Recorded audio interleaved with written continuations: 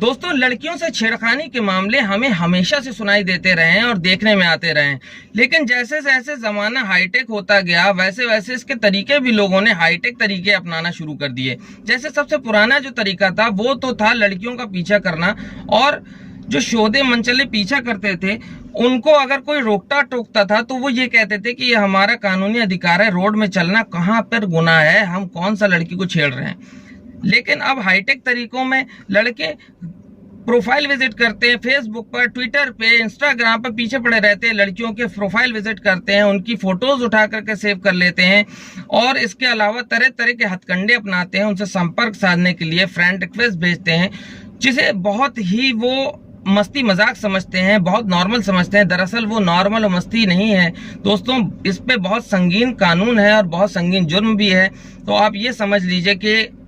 इस वीडियो को पूरा देखिए, खास तौर से अगर आप नौजवान हैं तो इस वीडियो को जरूर पूरा देखें कि ऐसा ना हो जैसे आप नॉर्मल समझ रहे हैं उसके चलते आपके ऊपर जबरदस्ती का कोई मामला बन जाए और आपकी जिंदगी बर्बाद हो जाए। तो दोस्तों, मैं आपका दोस्त फरहान, तो चलिए शुरू करते हैं। दोस्तों, यदि कोई व्यक्ति किसी लड़की का, किसी महिला का उसकी मर्जी के बिना पीछा करता है या उसे फॉलो करता है या उसे ट्रैक करने या संपर्क साधने की कोशिश करता है, तो ये भारतीय जो दंड संहिता है आईपीसी, उसकी धारा 354D के तहत पनिशेबल ऑफेंस है। जबकि उस लड़की की मर्जी नहीं है, उसके बावजूद उसका पीछा किया जा रहा है, उसको ट्रैक करने की दूसरी कोशिशें भी की जा रही हैं, जैसे संपर्क साधने के लिए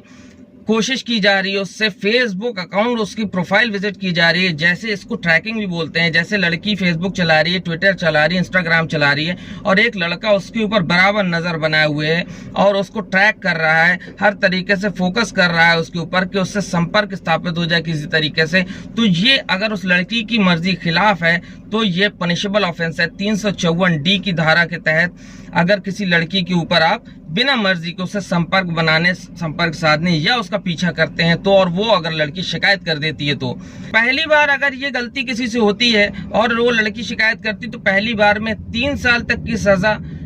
और जुर्माना है। लेकिन अगर ये गलती दोबारा होती, दोबारा मतलब अगर शिकायत हो जाती तो उसमें 5 साल तक की सजा और साथ में जुर्माने का प्रोविजन है। तो दोस्तों, बहुत ही संगीन और खतरनाक चीज है। लेकिन अब इसमें जो छूट है वो क्या है मैं आपसे बता दूं। अगर कोई इंटेंशन उसका उससे गलत संपर्क साधने का नहीं है, जैसे कि अगर किसी मामले की तफ्तीश से रिलेटेड है और उस लड़की का पे नजर रखी जा रही है, तो उस केस में ये प्रोविजन उस पर लागू नहीं होगा। अगर किसी लड़की से संपर्क स्थापित करने के पीछे कोई न्यायोचित कारण है, सपोज कीजिए आपकी कोई रिलेशन है और उसका कोई कांटेक्ट उनके परिवार से नहीं हो पा रहा और अचानक से आपको प्रोफाइल उसकी दिखती है और आप उसके जरिए उससे संपर्क साधने की कोशिश करते हैं ताकि उनके परिवार से, आपके परिवार के क्योंकि रिश्तेदार हैं तो उनसे संपर्क स्थापित किया जा सके, तो ये एक न्यायोचित कारण है, इसमें ये प्रोविजन लागू नहीं होगा। लेकिन जो मनचले आपने देखा होगा, लड़का कोई लड़की अच्छी लगी पीछे चल दिए,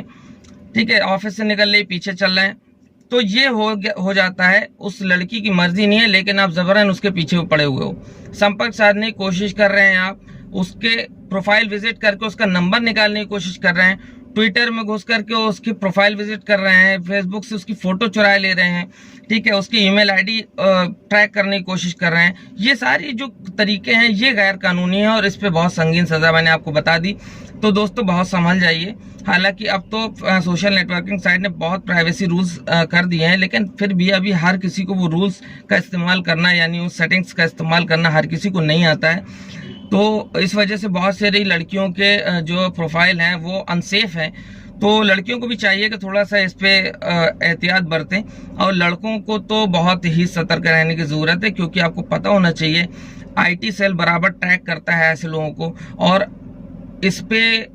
आप झूठ भी नहीं बोल पाएंगे, क्योंकि इस पे आपने जितनी भी उनकी प्रोफाइल विजिट की होगी वो 2 मिनट लगेगा सर्वर से निकलने में कि आपने कितने बार इनकी प्रोफाइल विजिट की, आपने क्या क्या उठा लिया है, क्योंकि पूरा आईटी सेल इसको मॉनिटर करता है और सरकार के आदेश पर फेसबुक खुद भी पूरा डेटा प्रोवाइड कर देगी कि आप इस लड़की से कितना ज़्यादा एंगेजमेंट बनाने की कोशिश कर रहे थे। तो दोस्तों, मैं आपसे रिक्वेस्ट करूंगा कि संभल जाएं और इस वीडियो को ज़्यादा से ज़्यादा शेयर करें ताकि लोगों को भी इसके बारे में जानकारी हो सके और वो बिना वजह मस्ती मजाक में किसी अपराध करने से बच सकें और उनकी ज़िंदगी बर्बाद होने से बच जाए। तो दोस्तों, मैं आपका दोस्त फरहान अख्तर एक बार फिर हैव अ ग्रेट डे।